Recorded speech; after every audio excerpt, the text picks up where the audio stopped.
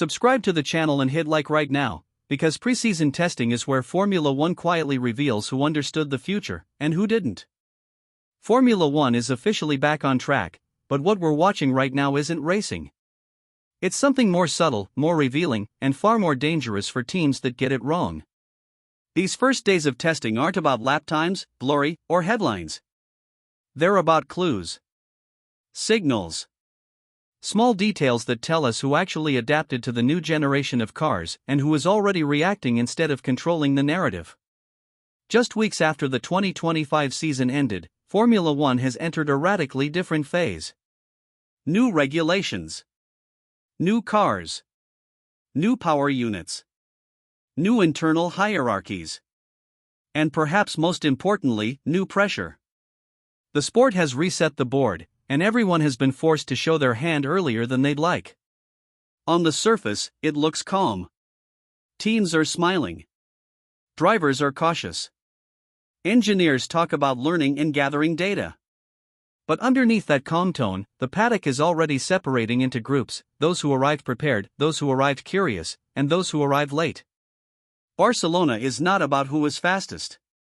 It's about who looks comfortable. And comfort, at this stage, is rare. Before we go team by team, it's important to understand what these tests actually mean in this new era. The 2026 regulations didn't just change aerodynamics. They changed philosophy. Smaller cars, lighter cars, different airflow concepts, entirely new power unit architecture. That combination resets years of accumulated knowledge. That's why some teams chose not to run immediately. Not because they were hiding performance, but because they were still aligning simulations with reality. Others showed up early because they needed answers fast. And that distinction matters. Testing mileage right now is not a flex. It's insurance. Every lap completed without issues is proof that internal processes are working. Every delay, every missed day, quietly raises questions that no team wants to answer publicly. This is where the season really begins. Not in Bahrain. Not in Melbourne. Right here, when nobody is officially competing, but everyone is being judged. Mercedes were the first to put their 2026 car on track, and that decision alone tells a story. Confidence doesn't guarantee success, but hesitation almost always signals uncertainty.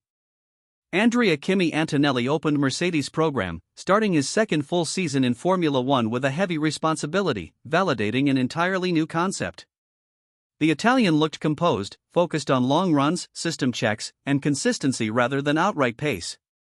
That matters. Mercedes aren't chasing headlines right now. They're chasing correlation between simulation, wind tunnel, and real-world behavior. George Russell later took over, reinforcing what the team has been quietly suggesting for months. Mercedes believe they are back in a position to fight at the front. Not by aggression, but by structure. Red Bull's approach, however, is where things get interesting. The Red Bull-Ford partnership officially hit the track, and while no one expected fireworks, what stood out was stability. Isaac Hadjar logged an impressive amount of laps with minimal disruption, which is not normal for a brand new powertrain project.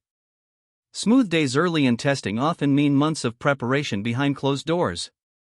Max Verstappen's limited but precise running further underlined Red Bull's philosophy. They don't test to learn basics. They test to confirm assumptions. That's a dangerous advantage. Williams, on the other hand, made a bold call by skipping early Barcelona running entirely. Publicly, the explanation is focus on long-term performance. Privately, it suggests a team betting everything on getting Bahrain right even if it means sacrificing early validation.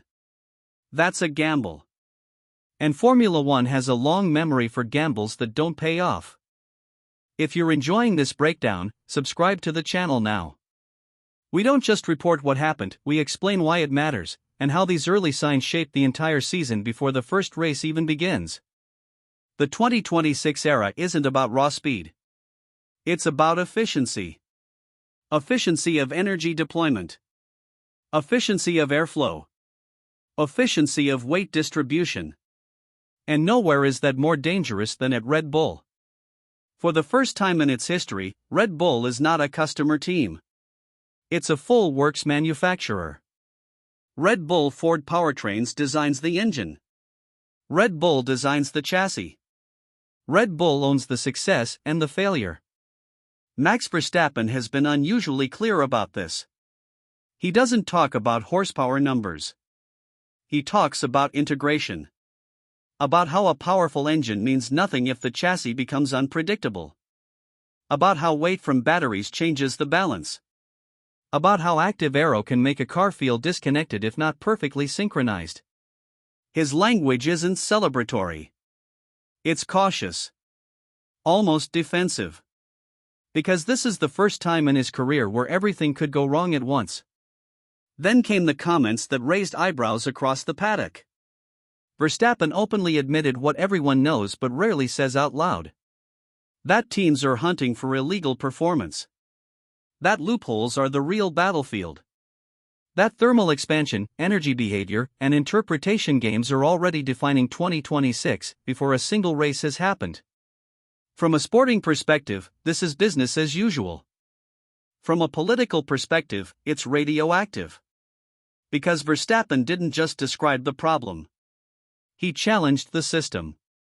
He warned that if Formula One turns into a lawyer-driven championship, if rule clarifications destroy years of development overnight, then the sport loses its meaning. And then he said something far more revealing.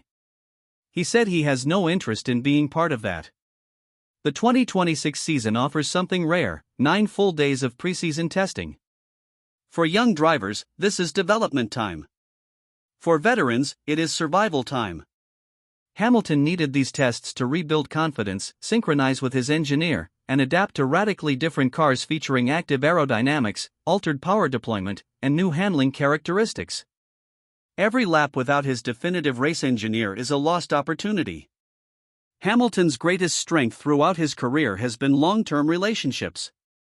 His partnership with Peter Bonington at Mercedes was legendary, built over years of trust, shared language, and instinctive understanding.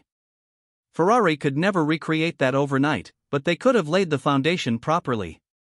Instead, they chose delay, uncertainty, and temporary fixes. At Hamilton's age, you do not get unlimited retries. Sensing instability, Hamilton does what champions do when systems fail: he intervenes. He writes reports. He sends documents. He suggests procedural changes, communication improvements, operational tweaks. The so-called Hamilton files are not ego-driven demands. They are survival tools. But in Ferrari's political environment, this hands-on approach carries a dangerous message. It signals a lack of trust. It echoes a familiar pattern. Sebastian Vettel did the same thing. He involved himself deeply in Ferrari's processes. He pushed for structural changes. He tried to fix chaos from the inside. And we all know how that story ended. Vettel left frustrated, exhausted, and defeated, his legacy at Ferrari defined by what never worked. Hamilton consulted Vettel before joining Ferrari. He knew the risks. Yet here he is, walking the same path, fighting the same inertia, confronting the same institutional resistance. Like the video if you're noticing the pattern. Preseason testing isn't about who looks fast, it's about who looks calm. And calm teams usually know something others don't. Day 2 brought rain, and rain always exposes preparation gaps. Teams that rely heavily on baseline setups struggle. Teams with flexible concepts adapt faster. The conditions limited outright performance runs, but they amplified operational efficiency. McLaren and Mercedes delayed running strategically, choosing clarity over chaos. Red Bull embraced the conditions, collecting data others avoided. Ferrari continued building confidence, while midfield teams used the wet-to-test systems under stress. Isaac Hadjar's minor off late in the day was more instructive than damaging. New cars, new limits, new learning curves. What mattered was response time and driver safety, both handled professionally. These moments don't make headlines. But internally, they shape how teams assess risk going forward. Subscribe now, because once the season starts, narratives harden fast. Understanding the preseason is how you stay ahead of the story instead of reacting to it.